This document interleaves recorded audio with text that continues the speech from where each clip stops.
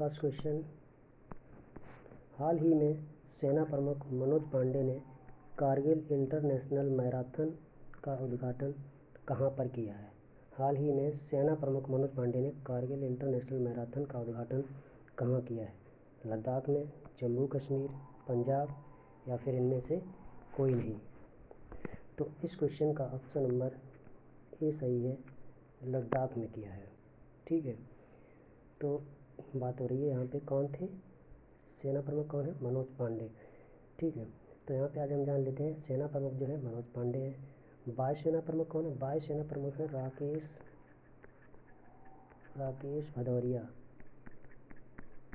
ठीक, सेना वो ये है वायुसेना प्रमुख। और थल सेना प्रमुख है admiral Radha Krishna Hari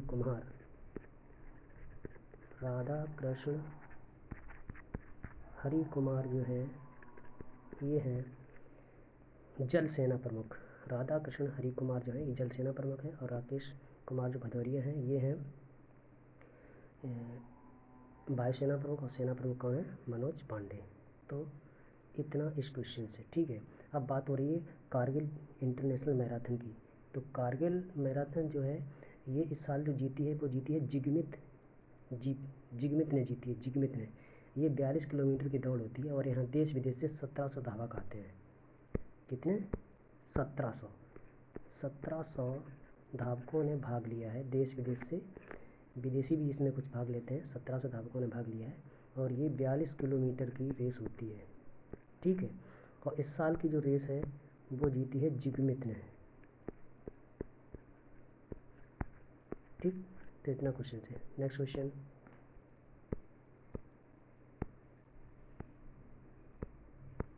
globe clean energy forum का प्रतिनिधित्व हाल ही में करने वाला कौन है? ग्लोबल क्लीन एनर्जी फोरम का प्रतिनिधित्व हाल ही में किसने किया है? डॉक्टर जितेंद्र सिंह, राजनाथ सिंह, नरेंद्र मोदी या फिर इनमें से कोई नहीं। तो इस क्वेश्चन का ऑप्शन नंबर ए सही है, डॉक्टर जितेंद्र सिंह ने। ये जो है परमाणु ऊर्जा विभाग के कैबिनेट मंत्री हैं। इन्होंने ग्लोबल क्लीन एनर्जी फोरम का प्रतिनिधित्व किया है। ठीक है, ये राज्य मंत्री हैं भारत सरकार के। ठीक है, इन्होंने ग्लोबल क्लीन एनर्जी फोरम का प्रतिनिधित्व हाल ही में किया है। नेक्स्ट क्वेश्चन, हाल ही में बांग्लादेश के किस क्रिकेटर ने टेस्ट क्रिकेट से संन्यास लेने की घोषणा की है? बांग्लादेश के किस क्रिकेटर ने संन्यास लेने की घोषणा की है टेस्ट क्रिकेट से? रूबेल हुसैन, मुशफिर रहीम, महमुल्लाह या फिर इनमें से कोई नहीं।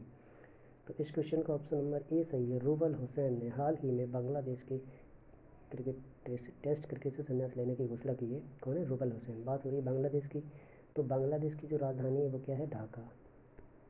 बांग्लादेश की राजधानी क्या है? ढाका। बांग्लादेश के प्रधानमंत्री कौन है? शेख हसीना। बांग्लादेश की प्रधानमंत्री हैं शेख हसीना। राष्ट्रपति हैं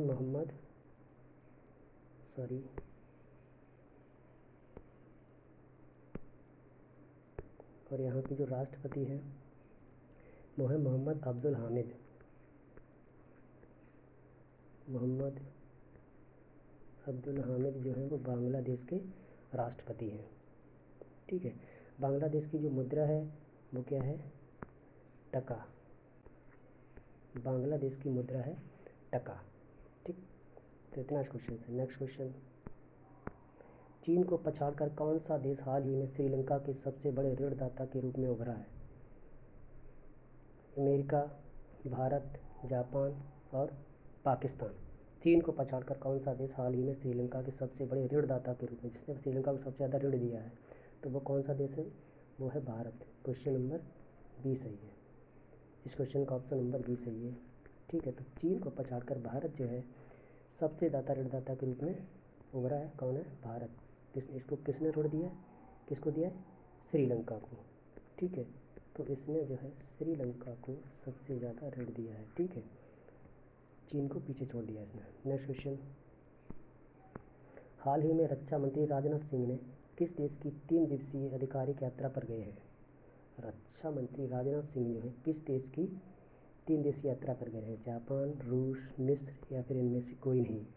तो इस क्वेश्चन का ऑप्शन नंबर सी सही है, मिस्र देश की हाल ही में रक्षा मंत्री राजनाथ सिंह जो है मिस्र देश की 3 दिवसीय यात्रा पे गए हैं। ठीक है, तो अब जानते हैं मिस्र। तो मिस्र की राजधानी क्या है? काहिरा। मिस्र की राजधानी क्या है? काहिरा। यहाँ के प्रधानमंत्री कौन है? मुस्तफ़ा मडवली। मुस्तफ़ा, यहाँ के प्रधानमंत्री कौन है? मुस्तफ़ा। राष्ट्रपति हैं अब्दुल फतह अल सीसी। अब्दुल फतह अल सीसी। और यहाँ की जो मुद्रा है वो इजिप्टियन पाउंड है। ठीक है,